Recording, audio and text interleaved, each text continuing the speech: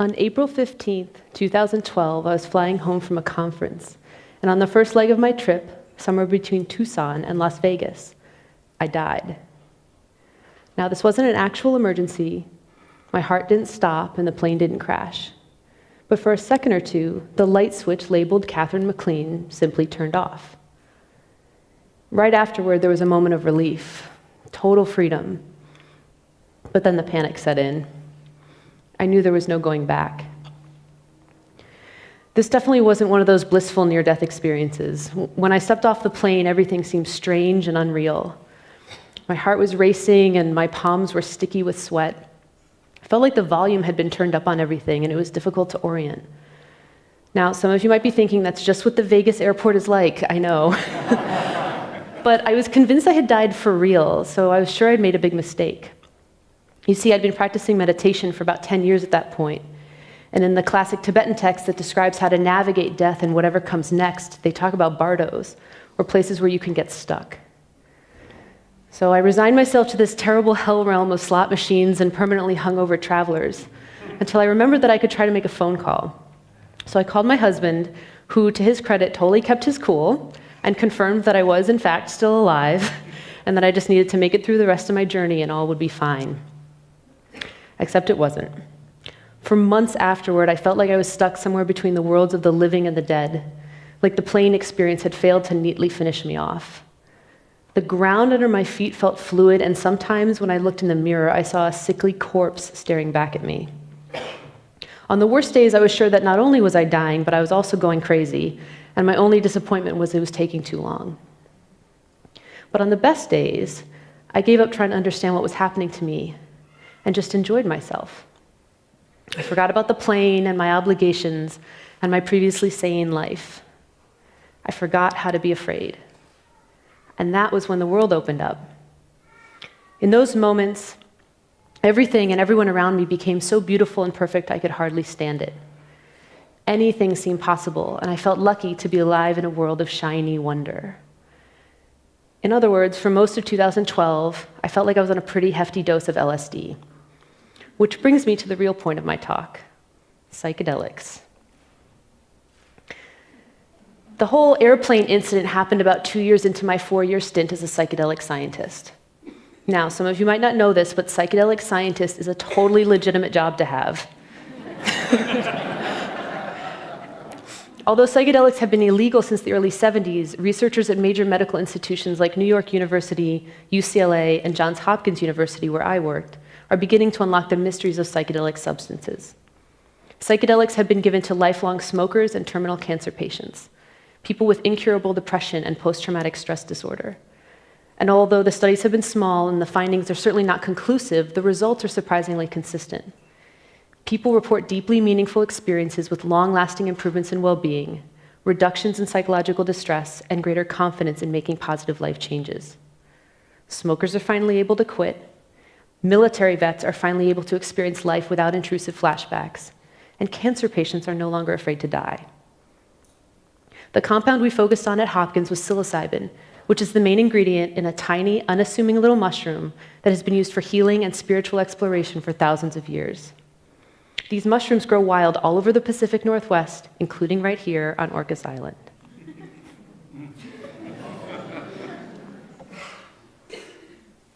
The story of how so-called magic mushrooms made their way into the American consciousness begins with a woman named Maria Sabina from Oaxaca, Mexico.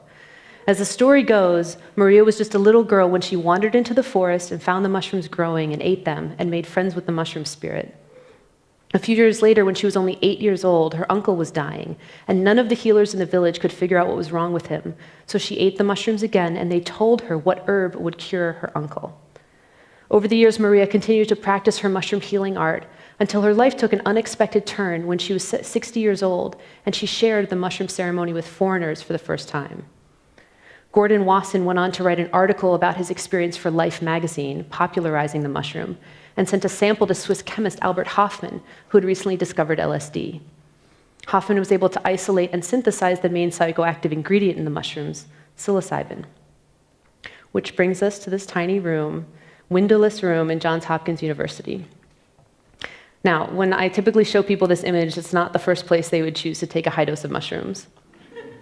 But since 2001, over 250 individuals have taken part in more than 600 psilocybin sessions in this room. They've generally had a fantastic time. One of the most striking findings is that over 60% of our healthy volunteers report the kind of experience usually reserved for saints and mystics: a dissolving of boundaries between self and other, a dropping away of the normal constraints of time and space, a deeply felt, undeniable experience of connection with all things, and that warm, mushy, totally awesome feeling of being at home and completely at peace in your own skin. It's hard to believe, and even harder to describe, but let's just say you'd know it if it happened to you. During my time at Hopkins, I had the privilege of facilitating over 100 psychedelic sessions, and one of the most memorable was sitting with a 70-year-old Buddhist monk who was taking psilocybin for the first time. She had a beautiful experience, and in the days and weeks afterwards, she said that the loving kindness that permeated everything around her was more real and unmistakable than anything she'd experienced before, including after periods of long meditative retreat. What was most intriguing to me is that a third of our healthy volunteers claimed to have experienced their own death. The first session that I facilitated where a volunteer had such an experience, he was kind of recounting how his journey had been going that whole day at the end of the day. And he kind of nonchalantly said, "I think I died a few times. It wasn't a big deal." And afterward, I witnessed experiences that were more blissful and liberating, as well as experiences that were more like what I had gone through after the plane. Fear, confusion, intense perceptual distortions, all combined with desperate attempts to control or stop the experience. I can't be sure what happened to me during the year of the plane death. For a while, I thought it might be some kind of extended panic attack brought on by too much turbulence and too many 60-hour work weeks. Or maybe it was the meditation. Enlightenment is inherently a destructive process, and letting go of our self-centered attachments can feel like death. But I think it also had something to do with spending a whole lot of time in a tiny room with people taking high doses of psilocybin, as if my brain had been permanently rewired to expect transcendent experiences and death. So if my sense of reality had shifted so fundamentally just by being in the same room as our volunteers, I wondered how things were different for them. Once the afterglow had subsided and the drug effects had worn off, were they basically the same as before they took the plunge?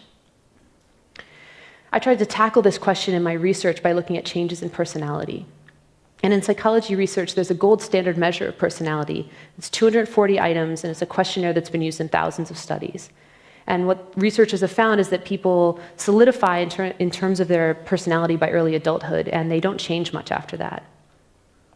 So we had volunteers fill out the personality questionnaire at the beginning of the study, at screening, and again 1 or 2 months after each session. And what we found was that most of the personality traits stayed the same from before to after the high-dose experience. But one domain, called openness to experience, increased, and it stayed high for more than a year in people who'd had a mystical experience. This finding is unheard of in psychology research, and it's also great news because openness is correlated with all sorts of wonderful things like creativity and empathy and intelligence. People who are high in openness immerse themselves in art and music and have active imaginations. Openness is correlated with abstract problem solving and number of inventions and patents. And for what it's worth, Steve Jobs said that LSD was one of the most important things he did in his life. But this is good news even if you aren't looking to become the next Steve Jobs. In large-scale studies of how people change slowly over time, researchers have found that openness typically declines as we age. We become more rigid, more conservative, less creative, and less likely to try new things as we grow older. But people who show slight increases in openness report being happier and more satisfied with life. They experience more moments of awe and inspiration. So if psilocybin can reliably increase openness, it's like giving people a bit of their youthful innocence back, like seeing through the eyes of a child. A little less than a year after the whole plane death craziness, I found myself sitting in a hospital room with my 29-year-old sister. All of the background anxiety and mental confusion I'd been struggling with had finally dissipated. I was lucid, and everything was clear. She was dying. 3 years earlier, she'd been treated for an aggressive form of breast cancer and had been in great health ever since. But one day, she suddenly found she couldn't walk up a flight of stairs. She suffocated to death in a matter of weeks while the doctors tried last-ditch interventions and promised her she had plenty of time left. In reality, she barely had time for 2 short visits with her 4-year-old daughter in her hospital room. Our parents had less than 24 hours with her once the doctors admitted she was dying. The whole thing was horrific in all the ways you can imagine. But it was also spectacular. I had never seen anyone die before. I hadn't spent much time in hospitals and had never visited a hospice. But after all those crazy months of hanging out on the edge of life and death, I wasn't afraid. And I did exactly what I had been trained to do in all those psilocybin sessions. I held her hand, I breathed with her, I encouraged her to trust, let go, and be open. As much as I could, I got out of the way and let her have the death she needed to have. But when things got really tough, I was right with her, reminding her, "You're safe. I'm here with you." And it worked. In the end, she died in peace, and she was free. For months afterward, I wasn't afraid of anything. I felt like a veil had been lifted. The world was shiny and new, vibrant, and very, very real. I had that same experience the Buddhist monk described after her psilocybin session. Love was all around, palpable, flowing through everything, and holding me up. And although it didn't last, I have a hunch that that version of reality has enormous healing potential. I wonder what our world would be like if more people could be that open and unafraid more of the time. I've seen some of the possibilities already, like when I volunteered with the Zendo project at Burning Man in Africa Burn, helping people who are having intense psychedelic experiences. And in the work we're doing in New York City right now, where we've launched a new program that offers therapy and monthly drop-in groups for people who've had a psychedelic experience and need someone to talk to. Our hope being that people can learn how to weave and integrate these experiences into their daily lives. And of course, the research will continue slowly but surely. And there are even a few countries in the world where psychedelic plant medicines are already legal. But I imagine so much more. I imagine a world where no one has to go through what my sister and my family went through as she was dying. Instead of terrible ICUs, I envision great places to die, where family members and friends can take part in a sacred mushroom ceremony with their dying loved one. Places where young people can embark on a psychedelic vision quest to learn about death from the inside out and go on to help strangers who are dying and have no one to accompany them. I see places that honor death as a sacrament that is available to all of us. But what does all this mean for right here, right now? I suppose some of you are hoping I could offer up some grand epiphany from my year of living dangerously, some neat and tidy resolution to the whole plain death extravaganza. But the truth is, I don't know how the story ends. And just like our psilocybin volunteers, I'm left with a fading memory of one of the most amazing, terrifying, and miraculous events of my life that is ultimately inexplicable.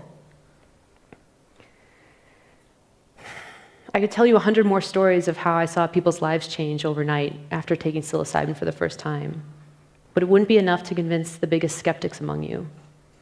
But I urge you, don't dismiss what I'm saying simply because it sounds far-fetched, or because you've been told that drugs are dangerous, or because you've been taught to fear the unknown.